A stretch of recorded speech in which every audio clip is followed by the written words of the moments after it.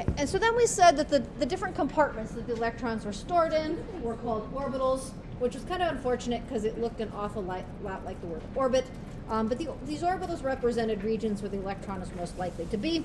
And then I showed you some pictures of the orbitals, and they came in the varieties S, P, D, and F.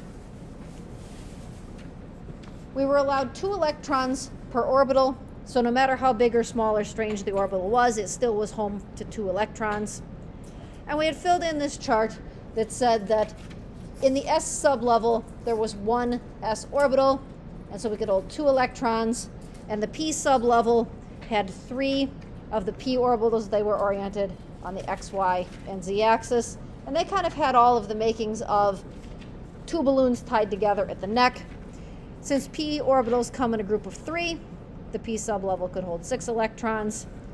The D orbitals came in a group of 5, and they could hold 10 electrons, and the F orbitals came in a group of 14, and you actually have all 7 of them drawn on your page.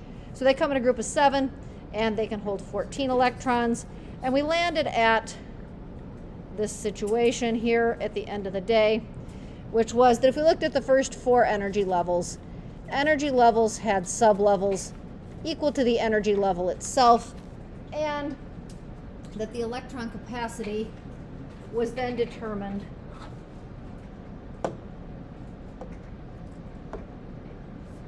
I remember I hated this last year because my guesses of my lives. So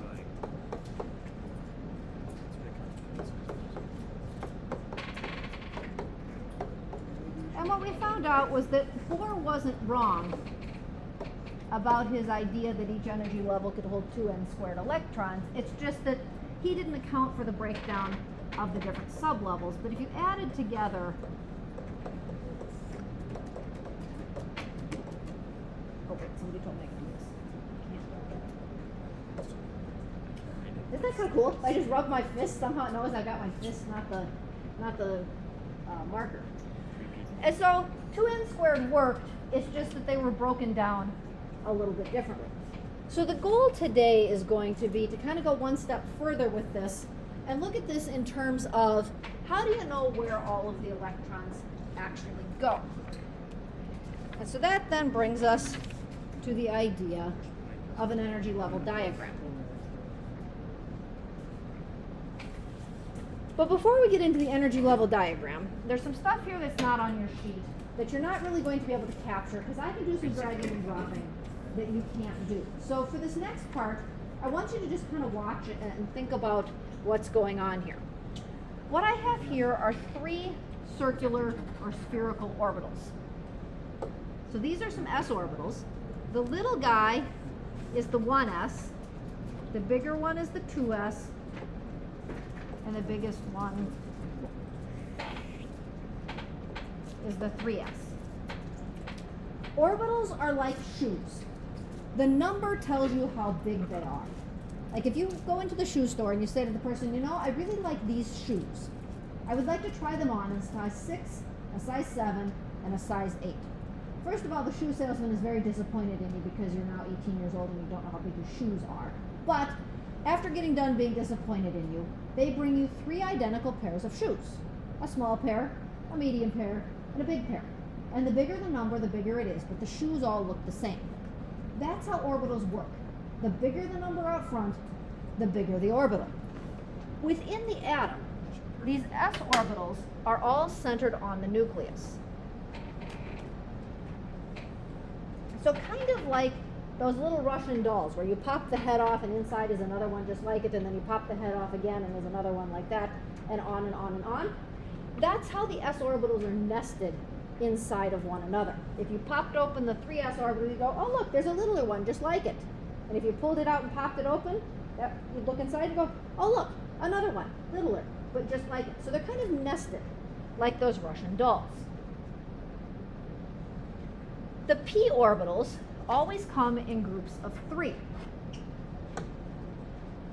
So the p orbitals don't come into existence until the 2nd energy level.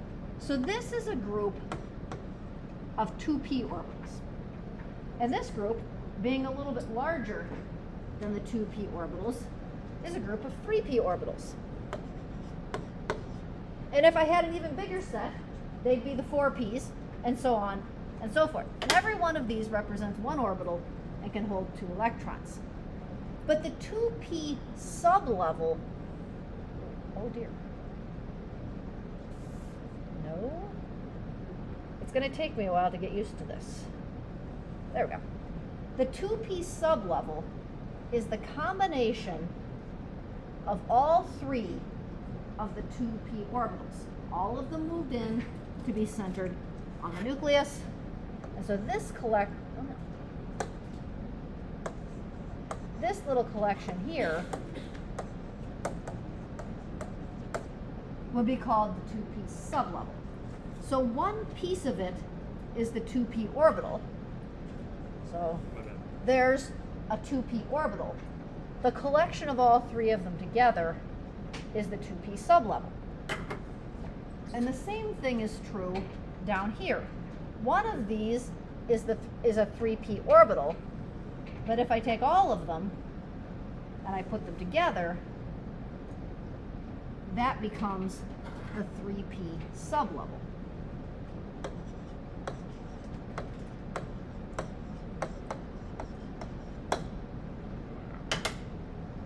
And so that's how the p's work. And in the atom, these are all nested together. Let's see if we can hook them all together here. Group them. Take these front. The 2p sublevel is centered on the nucleus, nested inside the 3p sublevel, again, like those little Russian dolls. And here's our collection of d orbitals, which look like breakfast, eggs in a donut. And so each one of these is a d orbital. Oh, I do that first.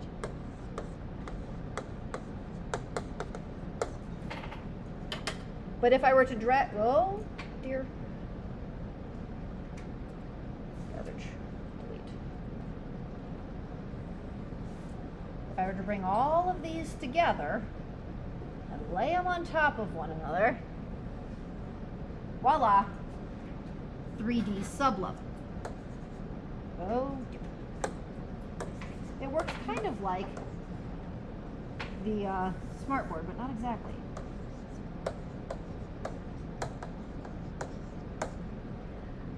So that becomes the 3D sublevel. Now, if we want to put together the entirety of the atom here, we have to use all the parts and pieces. So the first energy level consists of just one thing, the 1s sublevel, and that's it. The 1s sublevel has one singular orbital. The second energy level consists of the 2s sublevel and the collection of 2p orbitals that, when put together, constitute the 2p sublevel. The third energy level, notice everything's getting bigger and bigger as we go, consists of the 3s sublevel, which consists of one orbital, the 3p sublevel, which consists of 3 orbitals, and the 3d sublevel, which consists of 5 orbitals. So that whole little collection of junk right there constitutes the third energy level. And if we want to build the whole entire atom, maybe we'll be better off to do it back here. What we'd have to do is we would have to take the first energy level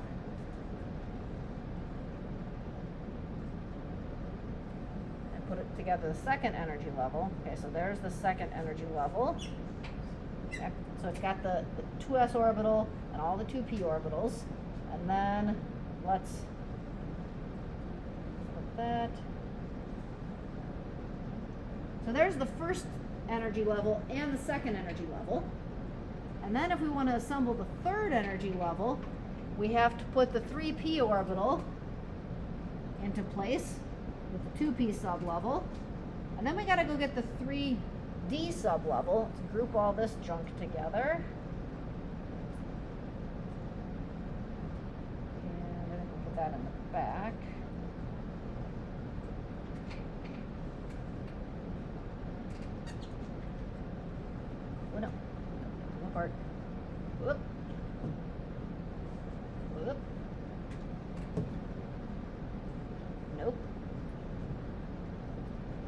Yes. There. There's your third energy level. And if we group all of this together, all of it, and all of a sudden, Bohr's model starts to look really appealing, doesn't it? Like, it's wrong, but can you imagine trying to explain this to somebody if they've never heard anything about the atom at all? There you go. There's modern atomic theory. This is what the atom looks like according to what we currently believe about modern atomic theory. And you can add the fourth energy level, but you can see how after a while, there's really nothing else left to see. So this is our modern view of the atom. And also, I think part of the reason we always start sixth graders with the Bohr model, because they're not going to feel happy about this particular situation. So that's kind of how all the parts and pieces go together to build our modern atom. Now, fortunately, you're not going to have to do a lot of drawing of this. We just have to be able to use it. In order to be able to use it, we have to learn about a few different things. There are a few different ways to look at this. The first way to look at this is with something called an energy level diagram. Somebody else has calculated for us and determined that these sublevels have a particular order from lowest energy to highest energy. And you have some big ones on the next page, but a little bitty one on this page. And if we take the information that other people have calculated using quantum mechanics, we find out that the lowest energy sublevel is the 1s sublevel. And then there's a pretty big gap before you get to the 2p sublevel, or the 2s sublevel, and then the 2p and the 3s and the 3p, and that all goes exactly how you think it ought to go. But then the 4s sublevel actually is lower in energy than the 3d sublevel. The 4s electrons are a little farther from the nucleus, but in a slightly less complicated set of orbitals, and the less complicated makes it so that they're a little bit lower in energy. So this order is just kind of a fact. We're just going to accept this as being true. When the electrons fill these things up, they go into here from lowest to highest. There are 3 rules for filling up one of these diagrams, and they're listed down at the bottom of your page here. Whoop, too far back. They are the Aufbau principle. Put it in the lowest possible energy sublevel. Pauli's exclusion principle. 2 electrons per orbital. Electrons in the same orbital have opposite spin. And Hund's rule. For orbitals of the same energy, each orbital gets 1 electron before any get 2. So let's try filling one of these for scandium. So jump to your next page here. If I were to think about scandium, 1, 2, and then 8, 2, 3, 4, 5, 6, 7, 8. That's 10. And now at the third energy level,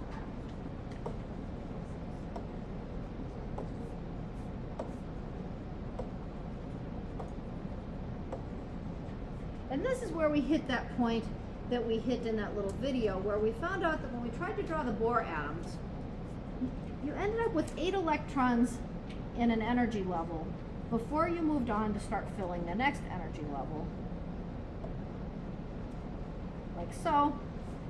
And in a moment, you're going to understand why then I put 1 right there. So let's do the energy level diagram, which maybe it would have made sense to do that first instead, in light of rules we do and don't have. So let's go over here. Quantum mechanics says 2 electrons per orbital. So the 1s sublevel gets the first 2 electrons. Now the 2s orbital gets 2 electrons. That is supposed to look like an arrow up and an arrow down, but my calibration from the side is obviously a little weird. So Aufbau principle says start at the bottom and work your way up. At the 2p sublevel, we have 3 orbitals, all of the same energy. So those 3 orbitals we're going to fill in a way that is going to be fair, which is one for each before anybody else gets 2. So we're going to go 1 for you, 1 for you, 1 for you, and then backtrack. 2 for you, 2 for you, 2 for you. That gets me to 10. Number 11 and 12 go here. 11 and 12. And then we go 13, 14, 15, 16, 17, 18, 19, 20. And the 21st electron goes in the 3rd energy level. Now, if we start to group these together in terms of Bohr's model, we have 2 electrons on the inner ring. That's those. The next ring has this set. Oh dear. Why are we erasing? Not erasing. Pen. The next group has these 8 electrons. And so that's why that ring has 8 electrons. The 3rd energy level should, better not touch that, should have 2 and 6 and an extra 1. So that's why the 3rd one has 9, and the 4th energy level is going to have 2. Okay, that wasn't so very, very smooth. There are other ways to represent this. The next possibility is a box diagram. A box diagram is the same idea, except that it shows the sublevels in order from lowest energy to highest energy. So we're going to go back now and draw the box diagram for scandium.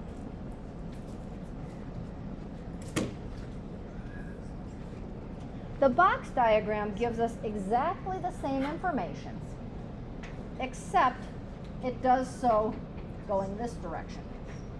Now, your book does boxes. I have a tendency just to do lines because I get tired of drawing boxes. So at the 1s sublevel, we have 2 electrons. At the 2s sublevel, I have 2 more electrons. At the 2p sublevel, I have 3 orbitals, and we gave everybody an up, and then we gave everybody a down. And that's the 2p sublevel. So we're this far. Then there was the 3s sublevel. We got an up and a down.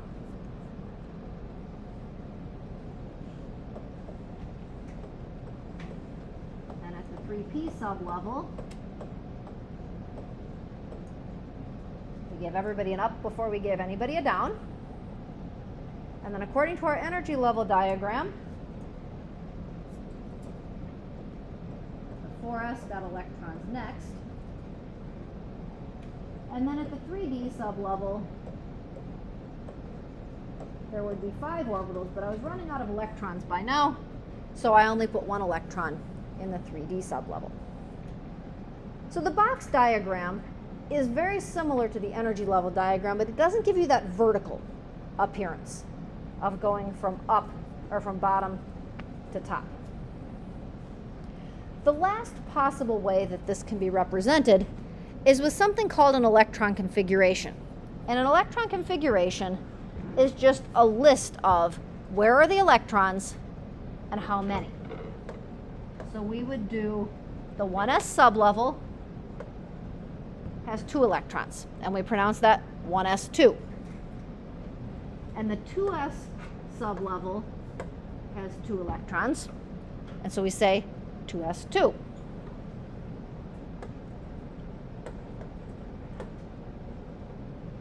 And then 2p6, so that says the 2p sublevel has 6 electrons.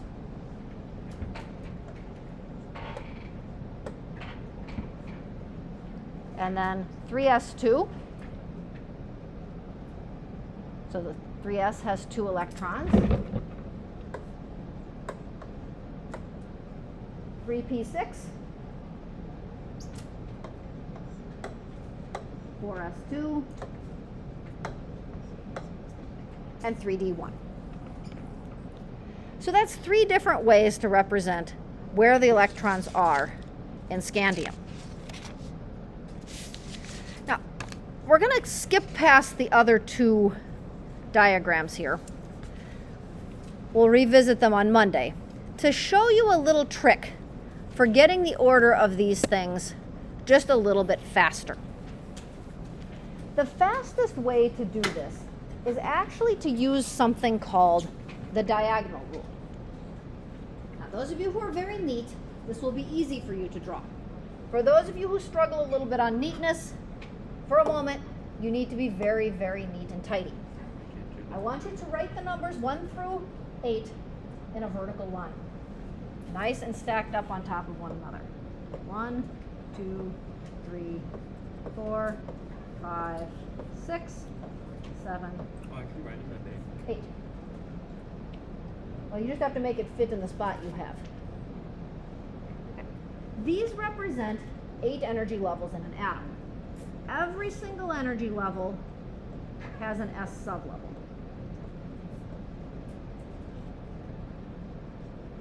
So the first column represents the S sublevel. For the second column, this is a diagonal rule. I want you to chop 1 from the top and 1 from the bottom. So 2, 3, 4, 5, 6, 7.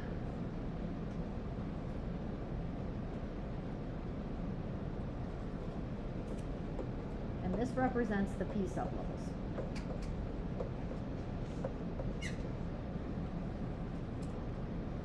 And because it's the diagonal rule, we're going to chop 1 from the top and 1 from the bottom on the next set. 3, 4, 5, 6. Oh. So 1 from the top, 1 from the bottom. And these are the D's. That's a 5. Didn't do a very good job. And then one more time. Chop 1 from the top, 1 from the bottom. 4 and 5. Those are the F's. And now we're going to run some diagonal arrows. We're going to run 1 arrow down. So that needs to be red. Through the 1s. We're going to run a parallel diagonal arrow through the 2s,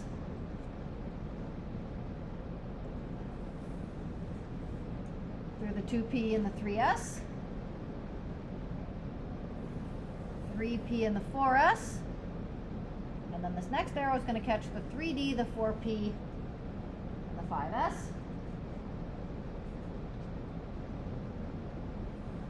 4d, 5p, 6s.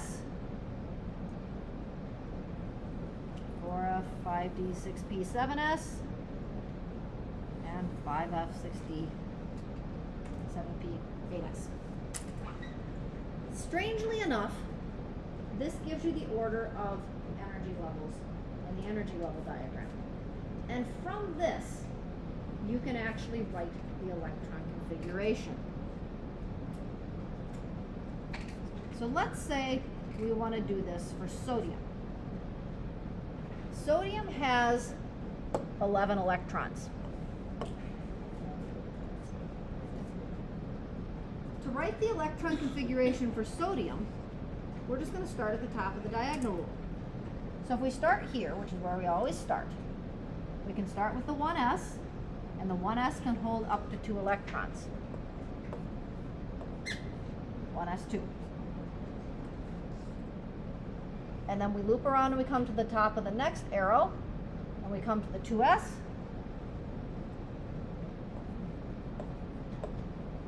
And we have 2s2, because the s sublevel can hold 2 electrons. And then we loop around and we come to the top of the next arrow, and we get to the 2p sublevel. How many electrons can we put in the 2p sublevel? 6. 6. So we write 2p6. So now we're up to 10 electrons. And we next come to the 3s sublevel, which could hold 2 electrons, except I only have one left to place.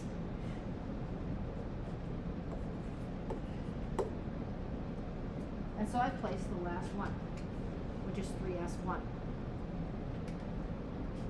And so I have a valence shell of 3, because my highest energy electron is in the 3rd energy level, and we have 1 valence electron.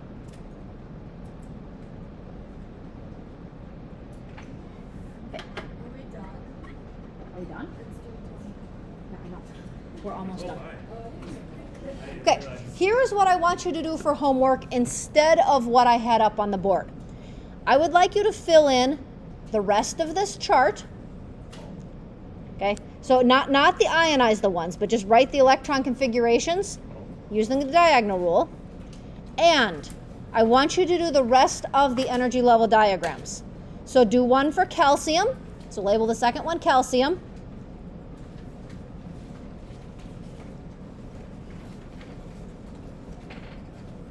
Bromine.